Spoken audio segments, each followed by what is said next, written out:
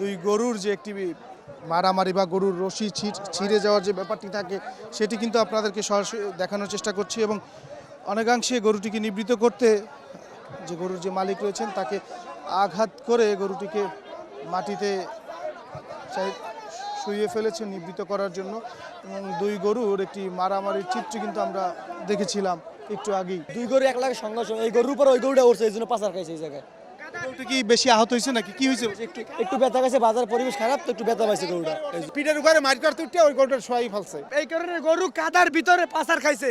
বাজারের অবস্থা খুবই খারাপ। বাজার কমিটির বলবো সামনের বছর জানি বাজারটা সুন্দর করিয়া পরিপূর্ণভাবে ভালো দিয়ে বাজারটা ভরাট করে আমাকে মান্য জানি এটা সুব্যবস্থা করে, আমরা জানি ভালোভাবে গরু আনিয়ে শান্তিভাবে বেচতে পারি, ক্রেতারা জানি শান্তি পায়, এই রকমের সুব্যবস্থা করি। আমার বাজার কমিটির গেলে এটা আবেদন জানাই।